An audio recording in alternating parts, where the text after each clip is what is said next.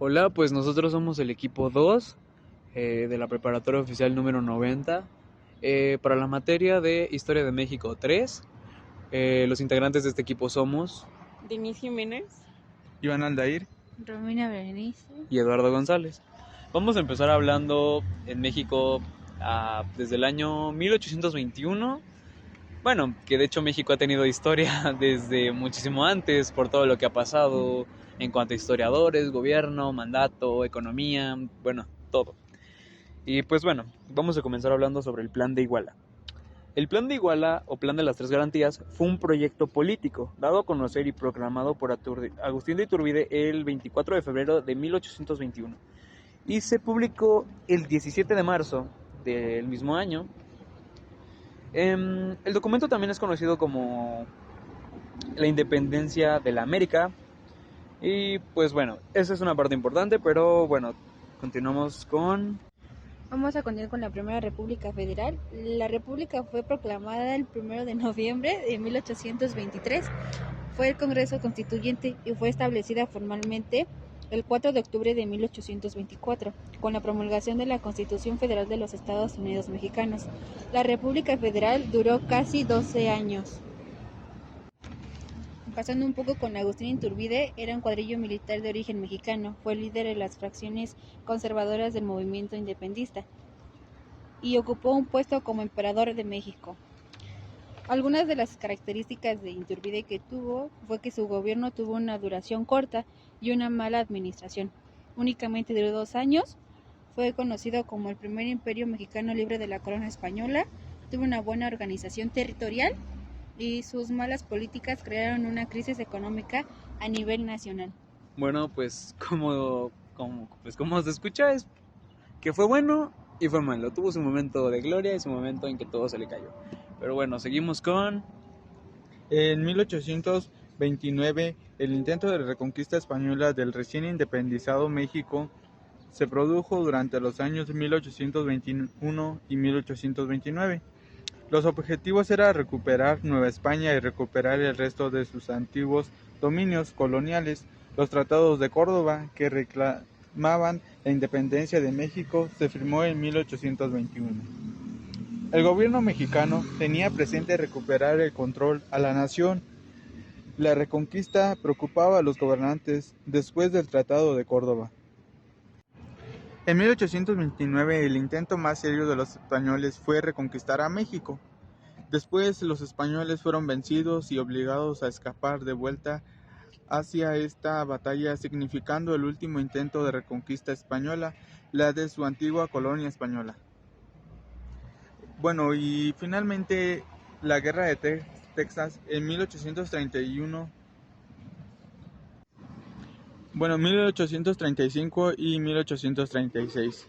La intención de Estados Unidos de un territorio de costa a costa. Desde antes de la independencia de la Nueva España, Estados Unidos ya había puesto las bases de su expansión con el destino manifiesto.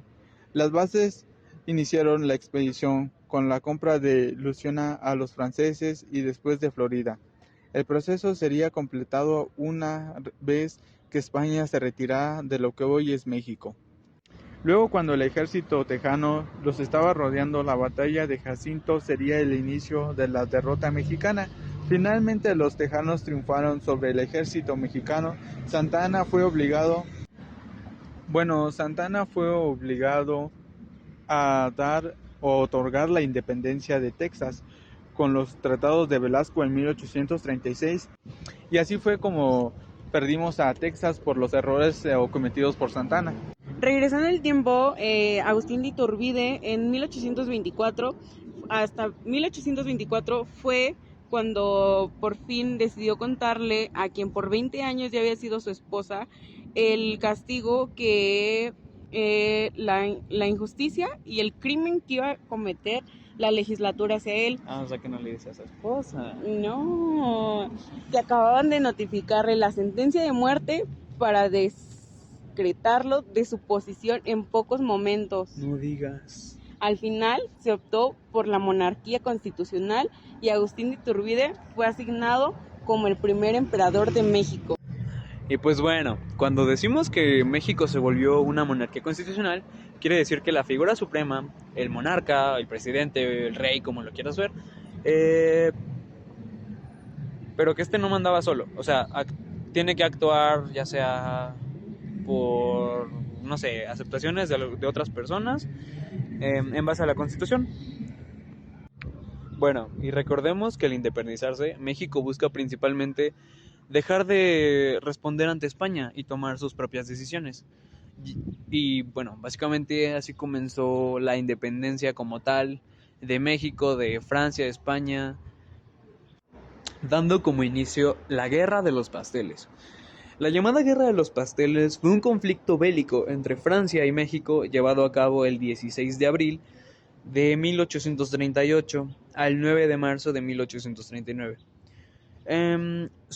Esa, digamos, guerra surgió ante un francés que tenía una repostería en México y pedía que lo indemnizaran económicamente porque, bueno, se había llevado a cabo una serie de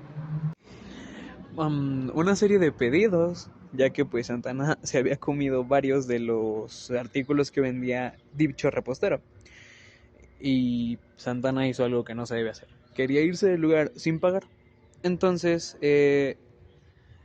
ahí comenzó el enfrentamiento, el cual fue motivo para que Francia tratara de reclamar ventajas comerciales.